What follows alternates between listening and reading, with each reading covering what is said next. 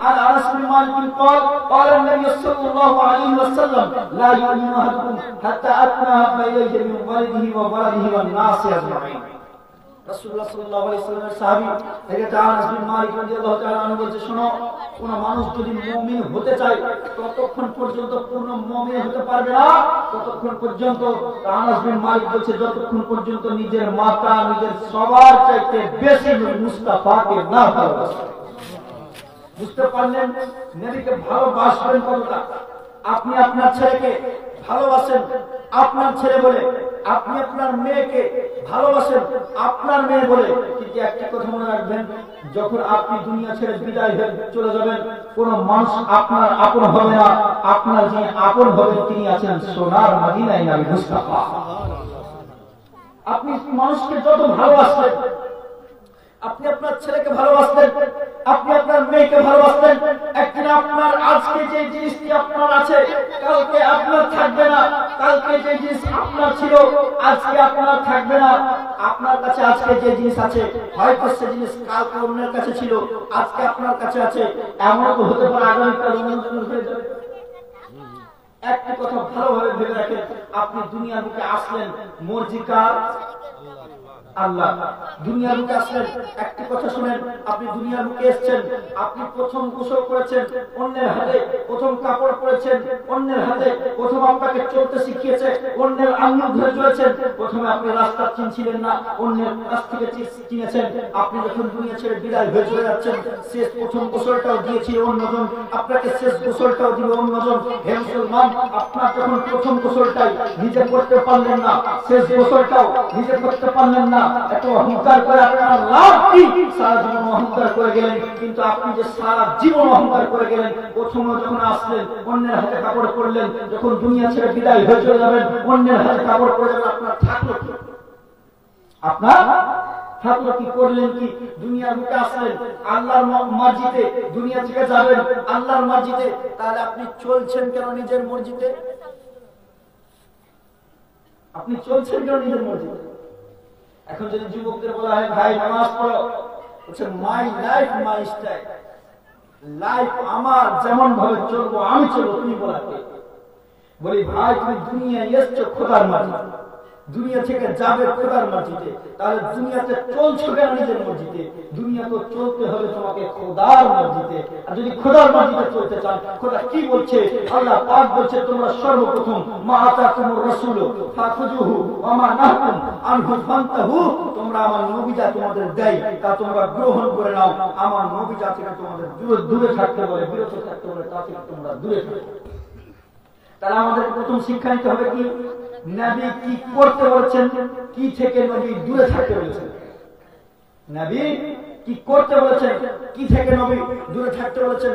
আজকে যে আপনারা ইশারে সবের উদ্দেশ্যে বসেছেন, রাসূলুল্লাহ সাল্লাল্লাহু আলাইহি ওয়াসাল্লাম বলেছেন, শুনো, মানুষ যখন মারা যায় তার সকল প্রকার আমল বন্ধ হয়ে যায়, তার সকল প্রকার আমল বন্ধ হয়ে যায়। ইজা মাতাল ইনসানু কাতা আনহু আমাল ইল্লা মিন সালাস, কিন্তু তিনটি আমল জারি থেকে যায়, তিনটি আমল জারি থেকে যায়। যেমন চাকরি হয়, স্কুলের চাকরি, হেডমাস্টারের যে কোনো মাস্টার স্কুলে যখন চাকরি হয় তখন চলছিল কি বেতন, যখন রিটায়ার্ড হয়ে গেল তখন কি হয়? পেনশন।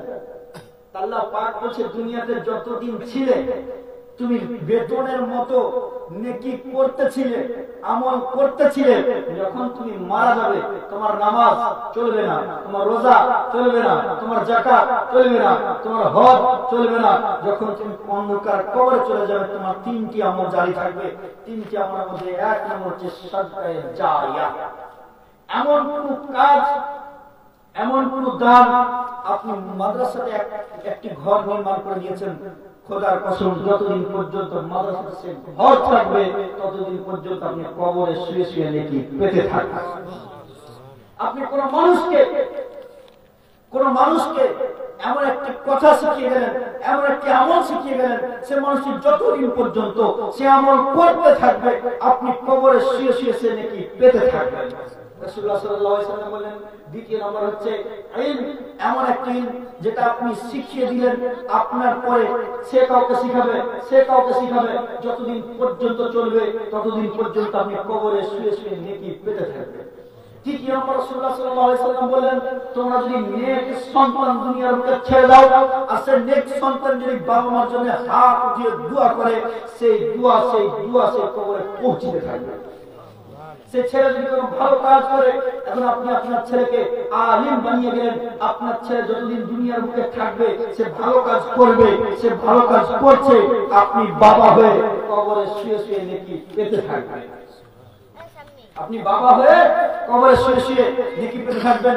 রাসূল আকরাম নূরে মুজাসসাম সাল্লাল্লাহু আলাইহি ওয়াসাল্লাম বলছে, শোনো হে দুনিয়ার মানুষ, তোমরা জীবনে এই তিনটি কাজ অবশ্যই করে যাবে। এমন একটি কাজ সাথে জারিয়া করে গেলেন, আপনি কবরে চলে যাবেন, নেকি পেতে থাকবেন। আপনি এমন একটা শিক্ষা ছেড়ে গেলেন, সে শিক্ষা যতদিন পর্যন্ত চলবে আপনি কবরে শুয়ে শুয়ে নেকি পেতে থাকবেন। আপনি নেক সন্তান দুনিয়ার বুকে রেখে গেলেন, আপনার সন্তান যতদিন পর্যন্ত থাকবে আপনি কবরে শুয়ে শুয়ে নেকি পেতে থাকবেন। হে মুসলমান, রাসূলুল্লাহ সাল্লাল্লাহু আলাইহি ওয়াসাল্লাম বলেছেন তোমাদের মধ্যে সবচেয়ে উত্তম ব্যক্তি হলো সে যে কোরআন শিখলো এবং অপরকে কোরআন শিক্ষা দিল। আজকে মজলিস থেকে কয়েকটি মেসেজ নিয়ে যান। রাসূলুল্লাহ সাল্লাল্লাহু আলাইহি ওয়াসাল্লাম বলেছেন তাআলাউলিল মুফারিদাতুন আলা কুল্লি মুসলিমিন ওয়া মুসলিমাত, প্রত্যেক নর নারীর প্রতি ইলমে দ্বীন শিক্ষা করা ফরজ, দ্বীনের জ্ঞান শিক্ষা করা ফরজ। সে যেমনই হোক না কেন নবী বলছে তার প্রতি দ্বীনের জ্ঞান শিক্ষা করা ফরজ। আর আপনারা যা আজকে এখানে বসে আছেন কোরআন পড়তে জানেন না, আজকে এখান থেকে এমন একটা ইরাদা করে উঠবেন জীবনে যতদিন বাঁচি অবশ্যই কোরআনটাকে শিখবো বলেন ইনশাআল্লাহ। কোরআন শিখার ফজিলত কি? রাসূলুল্লাহ সাল্লাল্লাহু আলাইহি ওয়াসাল্লাম বলেন তোমরা যখন কোরআন শিখবে, তুমি যখন শিখলে, তোমার শিখার পরে তুমি অন্যজনকে শিক্ষা দিলে, সে শিখলো, সে তোমার কাছ থেকে শিখলো, সে শিখে অন্যজনকে শিক্ষা দিল, এই মতো যতদিন পর্যন্ত চলবে তুমি কবরে শুয়ে শুয়ে নেকি পেতে থাকবে। কবরে শুয়ে শুয়ে নেকি পেতে থাকবে। যেমন আজকে যদি ধরেন এই বাড়ির বিহাই শাহেদ আলী সাহেব, আপনারা হয়তো অনেকেই ছিলেন, ওনার ছেলে মুফতি মোহাম্মদ ইকবাল সাহেব, উনি নিজের ছেলেকে আলিম বানিয়েছেন, নিজের ছেলেকে আলিম বানিয়েছেন। উনি কোরআন শিখেছেন, হাদিস শিখেছেন। এখন আমি আলহামদুলিল্লাহ মুফতি মোহাম্মদ ইকবাল সাহেবের ছাত্র, ওনার কাছ থেকে আমি শিখেছি, হয়তো আমার কাছ থেকে আরো কেউ শিখবে। এর মতো যত দিন পর্যন্ত চলবে সে ব্যক্তি কবরে শুয়ে শুয়ে নেকি পেতে থাকবে। আসেন, আমি আপনি যাকে আজ আপন মনে করছি, আমি আপনি যাকে আজ আপন মনে করছি, একটা যদি খেয়াল করে দেখেন, মানুষ যখন মারা যায়, মারা যাওয়ার পরে তাকে যখন গোসল দেওয়ানো হয়, মানুষটি মনে মনে ভাবতে থাকে হয়তো আমার কোন দুশ্মন আমাকে গোসল দিয়ে দিচ্ছে সে অন্ধকার কবরে নিয়ে যাওয়ার জন্য। কিন্তু আফসোস যখন সে লোকটি দেখে তার অন্য কেউ দুশ্মন নয়, নিজের ছেলে, নিজের ভাই, নিজের বন্ধু তাকে গোসল দিচ্ছে।